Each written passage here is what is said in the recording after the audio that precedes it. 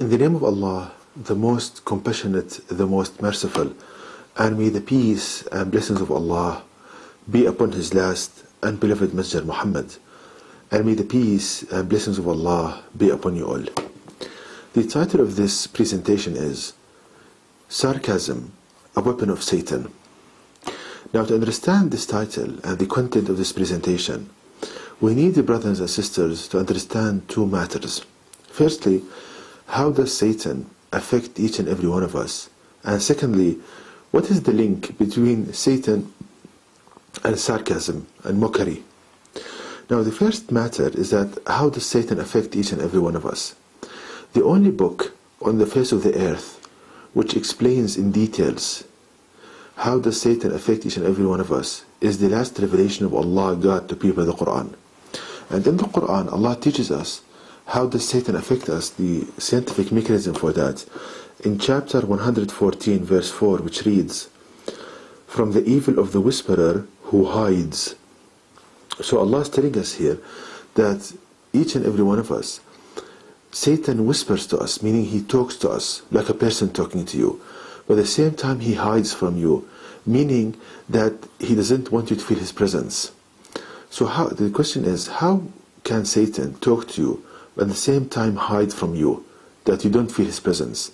The only way Satan can accomplish this is if he matches his voice with regards to tone, frequency, the languages you know, your style of speech, to the voice you hear in your head when you are thinking quietly to yourself. So it makes his voice identical to the one you hear in your head when you are thinking quietly. And thoughts pop up in your mind, and you think that yourself is telling you this, while actually it's your companion devil, is Satan. So how to prove this scientifically and practically?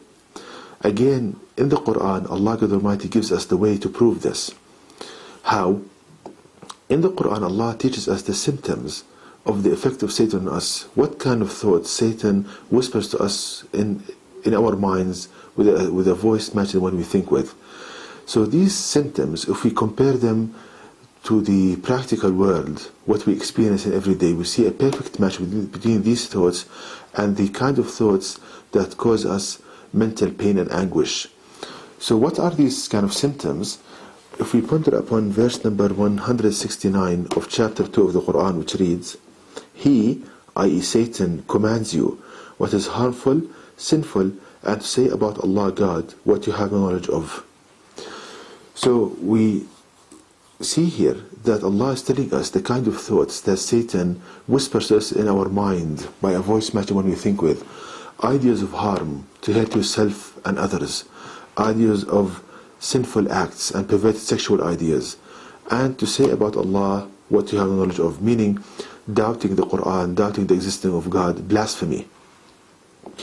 So if we compare these symptoms or the kind of thoughts that Satan whispers to us with what people experience in their life, with kind of thoughts that cause them pain and despair. As you can see on the screen, the symptoms of mental disturbances is a person hearing ideas of harm, lust and filth and blasphemy, which are identical to the kind of thoughts that Allah tells us in the Quran that Satan whispers to us in our minds. So this is a physical proof to the truthfulness of the way Satan affects us as stated in the Quran.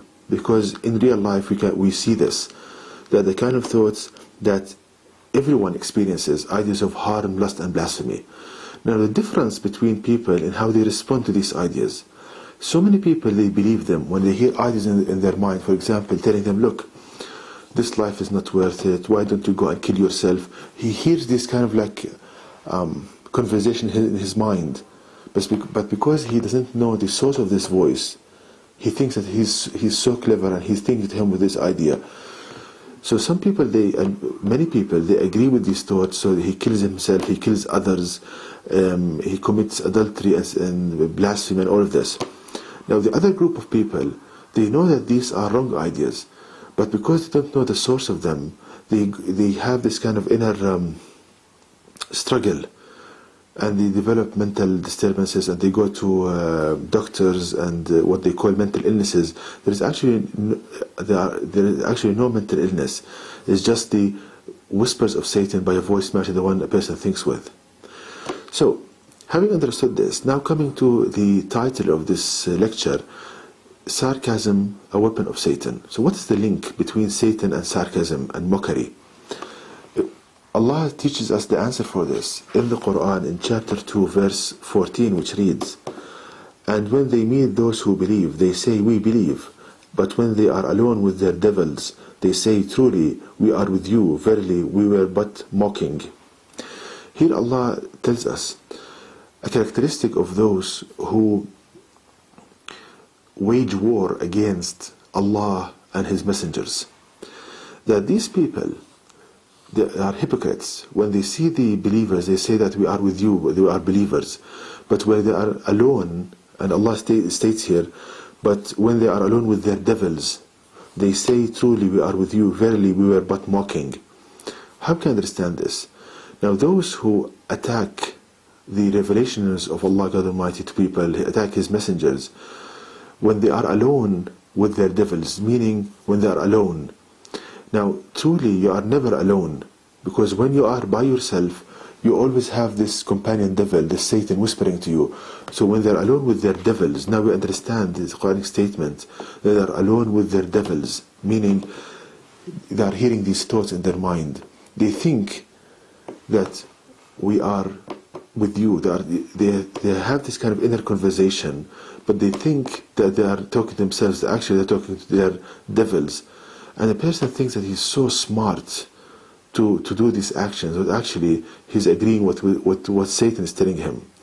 So now we understood the link. Satan, when you listen to a fact of the Quran, or a sign of the Quran, or a kind of an advice, Satan in your mind, your companion devil, he whispers to you to mock this, to be sarcastic. Look what he's telling me. Look at this.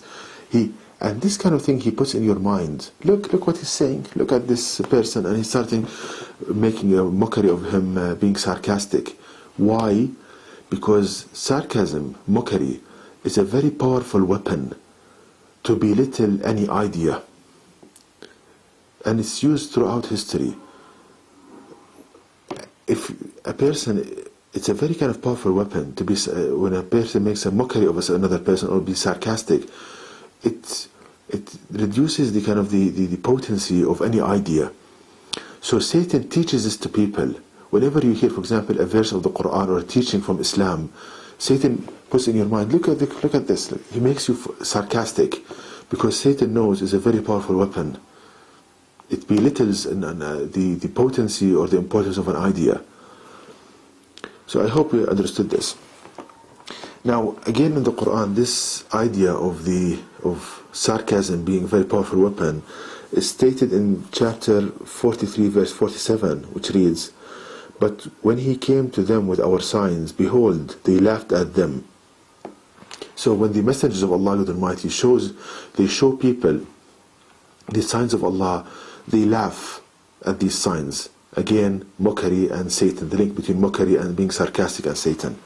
Another verse in the Quran, which is verse number 29 of chapter 83, reads, "Verily, those who committed crimes used to laugh at those who believed."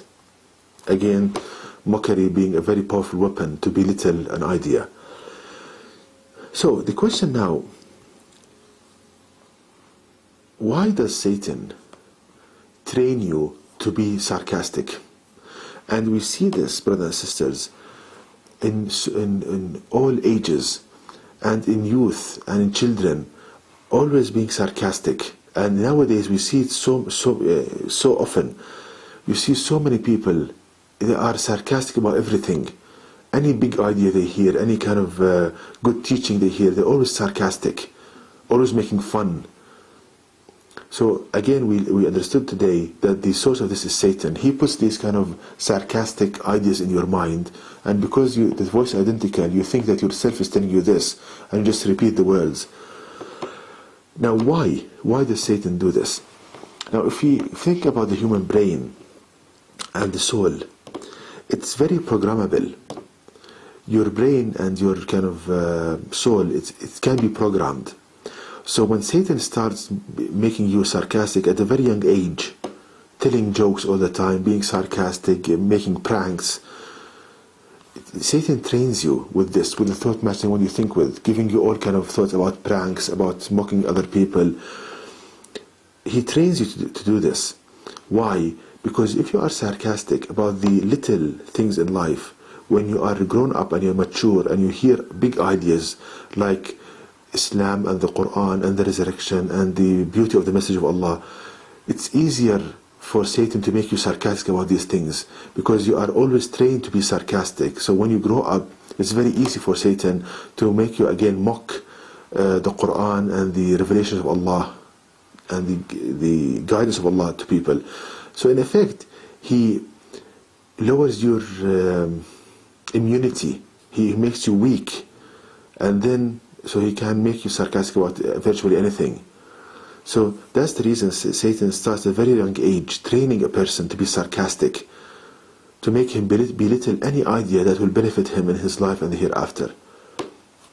So please, brothers and sisters, if anybody has this kind of characteristic of being sarcastic all the time, you have to be very, very careful, because what you are actually doing, when you are faced with any kind of big matter or big idea in life, you hear ideas in your mind, mocking, laughing, and this kind of thing. So this is from Satan. He trains you to do this, so that you will not see any guidance, and to belittle any kind of teaching or guidance of Allah to you. Now, what's the cure for this? Again, Allah teaches us the cure for all of this in the Quran, in chapter 2, verse 168, which reads, O people, eat of that which is lawful and good on the earth, and do not follow the footsteps of Satan. Verily, he is to you an open enemy. So here Allah God Almighty gives us the cure. Do not follow the footsteps of Satan. Meaning, after you understood this guidance and how Satan affects you by a voice match than what you think with, do not follow the footsteps of Satan. Meaning, do not agree with what he's telling you. When an idea comes to your mind, do not agree with it. When you hear teaching from the Quran or a sign of the Quran, do not, and Satan starts putting in your mind, look at this, look at that, look at that person. Do not agree with this idea, nor carry it out. Allah, God, will not judge you for hearing these ideas, but He will judge you whether you agree with them and carry them out or not. So please, brothers and sisters, we must be aware of this. And if you train yourself to struggle against Satan and what he's whispering to you, and do not follow what he's telling you, day after day, you'll become stronger, you become more wise, and you will see the true revelation and the true religion of Allah, God, Islam, more and more. And you will come closer to Allah, and you will do things in your life that will benefit you in this life and the hereafter. But being sarcastic, you just waste your life.